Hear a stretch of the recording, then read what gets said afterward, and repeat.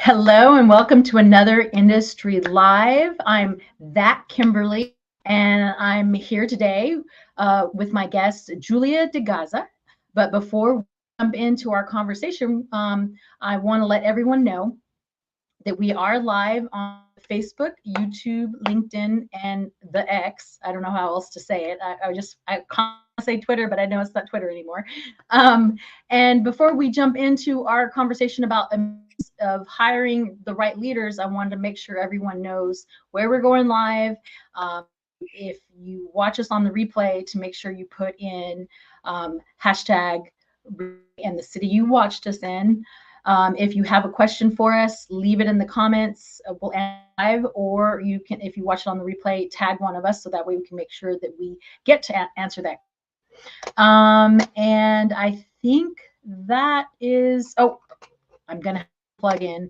If you want to be a guest, please shoot me an email at kimberly@markdoer.com, and we'll also get you scheduled. So without further ado, let's jump into our conversation about what the importance of hiring the right leaders.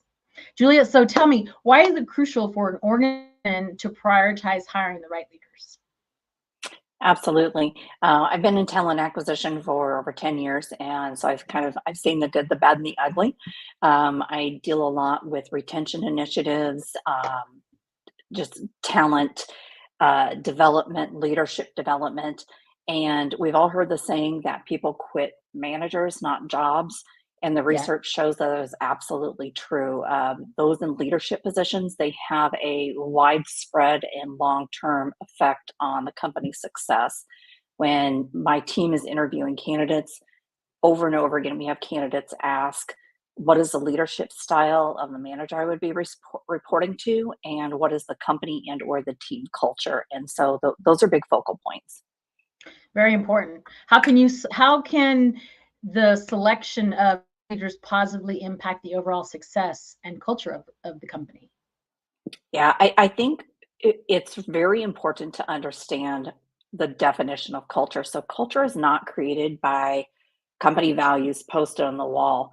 Culture is created by the behaviors that are demonstrated by leaders. Again, another reason why it's so important to get the right people into those roles.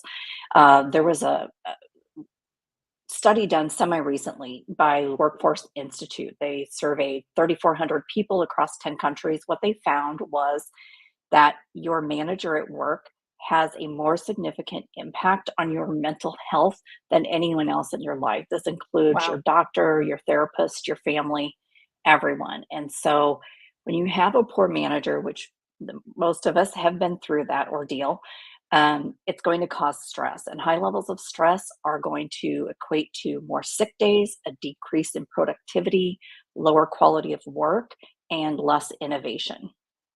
That that makes a lot of sense, especially if you have somebody that micromanages you. It it stresses you out because and you're not Absolutely. performing at your best at your best, and which really Yeah, sucks. And especially if people don't realize, if that leader doesn't realize they're affecting you in that way. exactly. What are the key qualities and that organizations should look for when hiring the right leaders?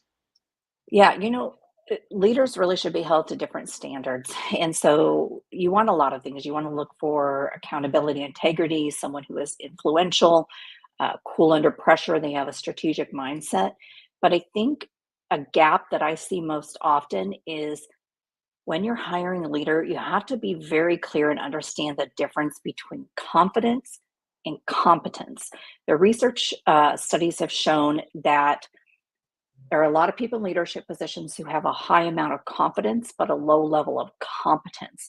But those individuals significantly lack self awareness. So they rate themselves as highly competent when they actually are not. They typically have a very, speaking in broad terms here, but they typically have a very self serving mentality, which means that there's very little focus on the actual business needs. These are the people that, not the people that you want flying the plane in your company. Yeah, servant leaders is what I for to, people that are. It's not about them, everybody else, and if you don't Right. have those qualities in a leader, you definitely is they're incompetent. Exactly. So, ways can wrong leadership negatively affect a company's performance? And we kind of touched on that, but what can it do to the employees' morale? Yeah, this is such a good question and so important. We've all heard the phrase toxic culture, and unfortunately, it's a little too rampant in corporate America. But toxic culture is a direct reflection of leadership. Um, it's either created or tolerated by leadership. We've all been somewhere where maybe you're one or two bad apples, but retaining those bad apples, what you're telling the rest of your workforce is that you're comfortable sacrificing the majority's well-being and jeopardizing the health of your company in order to cater to a few detrimental individuals.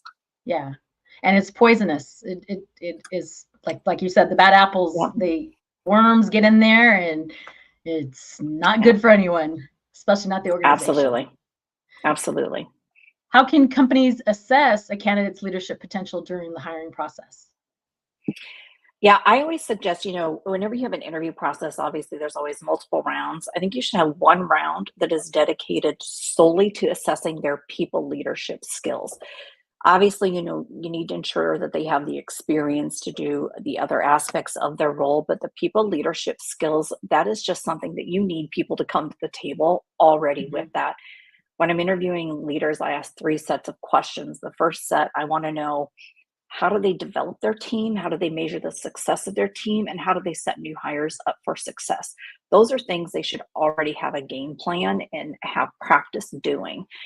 Second set of questions I ask, I want very specific examples of how they have addressed individuals who are underperforming and how they led teams through tough times, because tough times are going to happen in business. Can Mhm. they help navigate that or not? And then finally, I want to know, kind of looking at their emotional intelligence here, I want to know, what is a hard lesson you've learned in the last 12 months? And what resources do you use to further develop your leadership skills? Those are all important. That to if more people did that, we wouldn't have a bad leader. Right, right. What role does leadership style in determining the compatibility of a leader with an organization's values and goals? Yeah, you kind of mentioned earlier, the servant leadership style. Mhm. There's a big difference between a boss and a leader. And, leader is going to have that servant leadership style or an adaptive leadership style. So it's not one size fits all. Right. A boss is going to be more transactional, where they're just focusing on immediate problems and not long-term solutions, or they're authoritarian, where it's that micromanagement that you mentioned.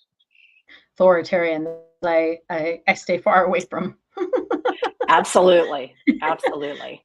And then you can assess that, as an individual coming into an organization. You can definitely, you know, if it's not the right fit, it's not the right fit. You just kind of know, right? Like no matter. Absolutely. Um, how can organizations ensure diversity and inclusion in their leadership team while prioritizing the right qualifications and skills?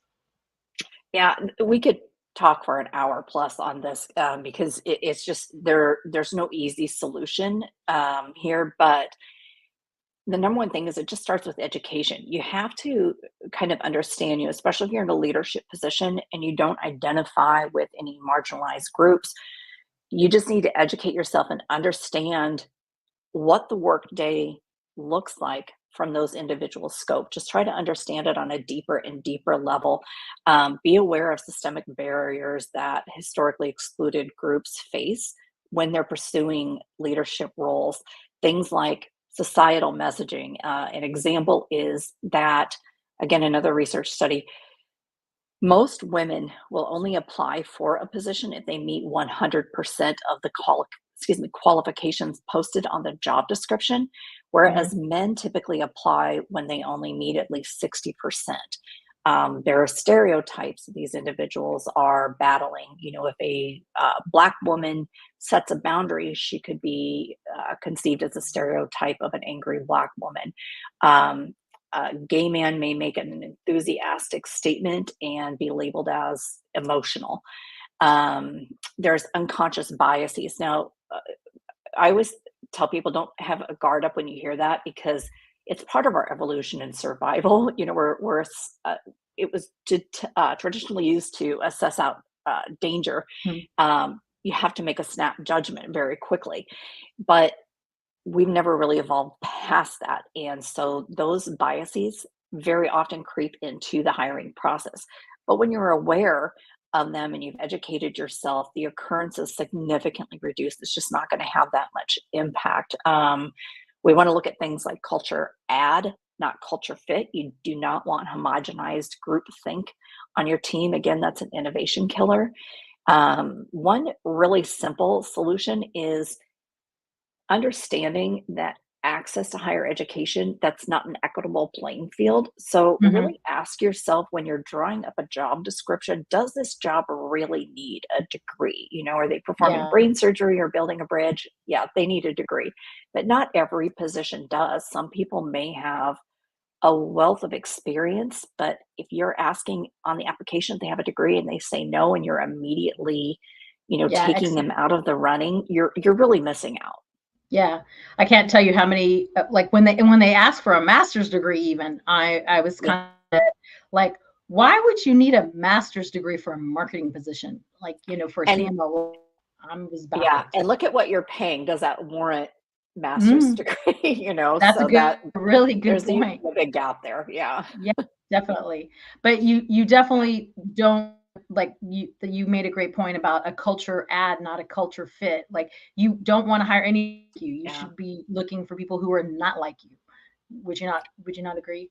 Yeah. Absolutely. I just brought somebody onto my team semi recently, and when we were filling that position, I don't want another Julia. I don't want a duplicate of anybody else on my team. We brought somebody in who had a different professional background than us, had different experiences, and she has Mhm. brought so many things to the table.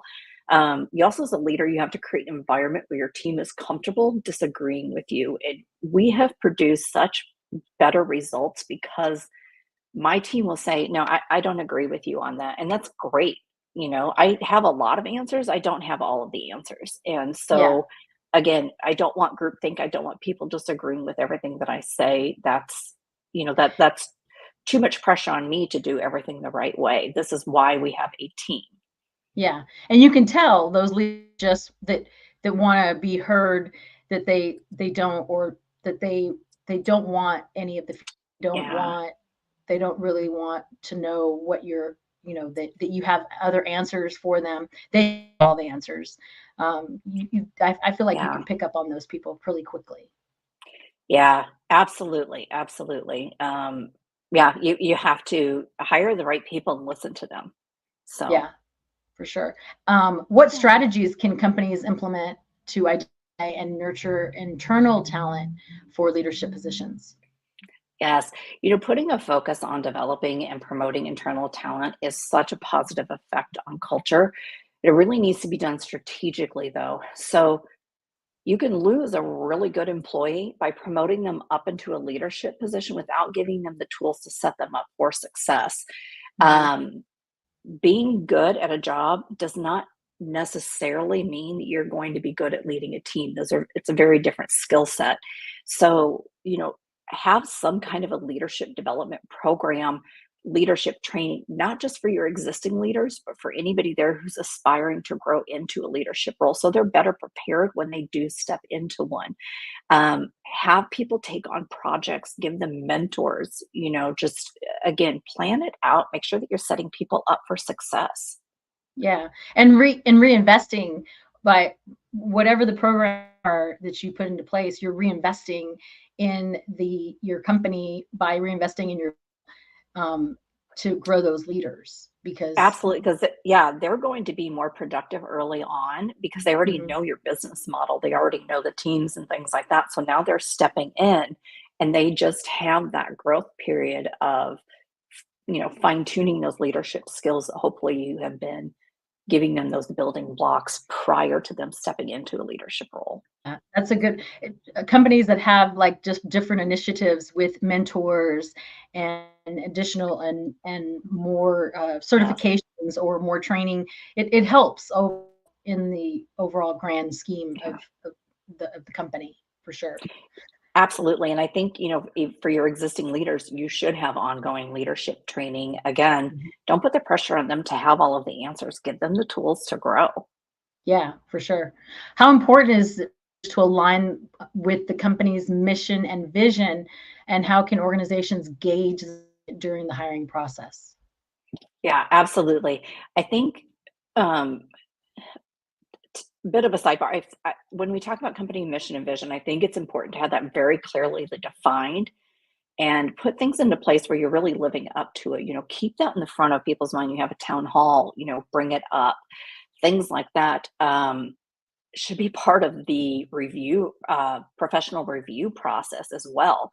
Um, and evaluate that every year because companies evolve and things Mhm. change, and evaluate that mission and vision. Are those things still relevant to where your company is in at this present time? But I think, jumping back to your question there, ask real life examples in the interview process. I see a lot of times people will say, well, what would you do in this situation? Start that question out with, tell me about a time when, because I Mm. want to know how did you handle that? And then ask follow-up questions. What did you learn from that? What didn't go quite as planned? How would you do things differently? How did you share what you learned with others? Just again, just dig deep on questions, but ask for very specific examples um, of questions that you've developed that are based on assessing if it's a good match for the mission and the vision. And your point of reassessing, looking back at if the mission and the vision aligned every year, or maybe every 3 years, every 2 years. There's nothing Right. wrong with they do refreshers of websites all the time. There's nothing wrong with looking Yes. at your mission and vision to make sure that like what you said, it's still needed, Yes. it's still valued, it's still you're still right, you're still aligned all together. Super Absolutely. And important. again, if you tie the mission, the vision, the company values, tie those into the annual, semi-annual performance reviews, people Mhm. know what to expect, and they keep those in mind because it goes into their performance reviews. And when we're talking about getting the right leaders in, I'm a huge advocate of 360 reviews, and I should be able to anonymously evaluate my manager as well. So, Tell me a little bit more about 360 reviews. yeah, so my manager obviously is giving me a review. My current company, we do them on a semi-annual basis, but where I've seen it be very successful in previous companies is if you're a manager and you have a team of 10 individuals, each of those 10 individuals also submits a review of your performance as a Mm. manager. The That feedback does not come directly to that manager. It goes to head of HR typically, and then the head of HR will share the general consensus themes with that manager to help them grow. So that way it's not calling any one person out. And people are more apt to be honest with those. So you need to evaluate your current leaders, look at the tenure on their team, listen to those reviews. Pay attention to the exit interview. Feedback is a gift. The exit interviews, a Yeah. lot of companies conduct those and don't do anything with that data. And it's such a missed opportunity. If you're doing engagement interviews or stay interviews, look at all of that data and cross reference it, break it down by manager. And there may be somebody who's just struggling that needs some extra support in leading their people. Exit reviews are super important. Companies that don't have those, that just show that they don't care. Yeah. I feel like that's just, it's Yeah. an overall, I've been in that position where there was no Uh, exit interview, or you knew that the exit interview wasn't really gonna be taken seriously, so yes. why bother? But the Yeah. information is definitely they're not missing out on any opportunities if they're using it the way that they should, for sure. How Absolutely. can Absolutely. what ways can companies their hiring process to keep up with changing leadership requirements in today's dynamic business environment? Yeah, first of all, it's so important to actually do that, to adapt and again revisit and see if the Mm. current process that you have is still serving you. Um, excuse me. Um, I think first of all, just understand nobody is born into this world knowing how to interview or being an interviewing expert. So the expectation just should never be there. Rely on your talent acquisition team. Excuse me one second. I gotta take a drink here. I got a tickle. It's okay. Thank you. Um, Rely on your talent acquisition team. Typically, a very untapped resource. Companies often see talent acquisition as transactional. It's just we drive through up to this first window and give a loose job description. Guys, I'm so sorry. And It's then okay. we pull up to the next window when we get our candidate. Understand that talent acquisition can be a very strategic partner and help you truly shape the future of the company. So rely on them. You don't have to have all of the answers. Again, hire the people in that department who do. If you have questions about any of this, obviously, reach out to me. Or if you are a smaller company, you don't have a talent acquisition department Yeah, that's yet, ask. What do you do when you're a smaller company? just watch webinars like this. Just Uh-huh. learn, get advice. There are a lot of free resources out there where people will give you really up-to-date information. They're coming from a lot of years of experience. Just understand who your resources are and make sure you're getting people who are credible, because I see this a lot, especially right now. The job market is rough for a lot of us. Mhm. And there are a lot of people out there giving advice on how to hire or how to interview. And it's a hiring manager for one type of department, and they've got good advice, but they're speaking from a very siloed scope. And so Mhm. listen to somebody who's been hiring across all departments, and they've seen the man behind the curtain, and they're going to be Yeah. able to give you a little more in-depth insight. I say you can learn anything you want on YouTube. And Yes, there's that's definitely true. plenty of people out there. There's plenty of podcasts now that you can listen to for different forms of advice. It's not Yep. an island anymore that you're sitting on. If you're curious and Yeah. and you want to grow, you can definitely learn those what you need to learn on YouTube, or Yeah. asking the advice of others maybe that have already been through it. Yeah, I'm a big advocate for, if you don't have a talent acquisition team yet, hire a consultant just for a little bit. It Mhm. doesn't have to be a huge investment, but it's so costly to hire the wrong leader that you could save a Mhm. lot of money by just hire a consultant for a little For a bit and, short and period of get their time. advice Yeah. and have them set everything up for you, Yeah. and then you can run it from there. Yeah. Well, that's a great question. So, how can people connect with you if they want to learn more? Yeah, yeah. So the best place to connect with me is on LinkedIn. I'm in talent acquisition, so I'm on LinkedIn almost every single day. So, and I have kind of an unusual name, Julia Dagaza, so it's easy to find me. So yeah, connect with me on LinkedIn. That's absolutely the best way to reach out. You can And follow your me, email. reach out if you have questions. Yeah, in my email, and you have that on the screen. So Yes, I do. you can reach Yeah. out to me directly, but I honestly check LinkedIn more often than the email. So that's Oh, the okay. life of a recruiting professional. So Is it? yes. Yes. Yeah. LinkedIn is you can learn. There's lots you can learn on LinkedIn as well. I don't know if Mhm. people know, but there is a side of LinkedIn where you can Yeah. learn all courses on just about everything. And I bet you there's a course on how to hire, Mhm. and what to do. I would be shocked if there wasn't some Absolutely. sort of profession. Yeah. Yep. So thank you so much. I appreciate your time. It's definitely a needed making sure that you get the right talent in the right position.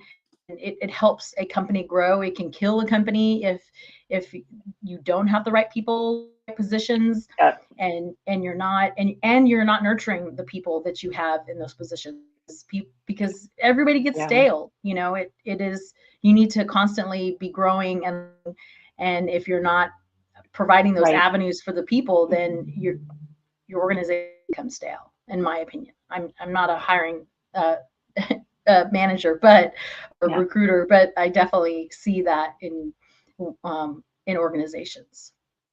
No, I So, agree, absolutely, and thank you for having me. This has been a treat, so thank you.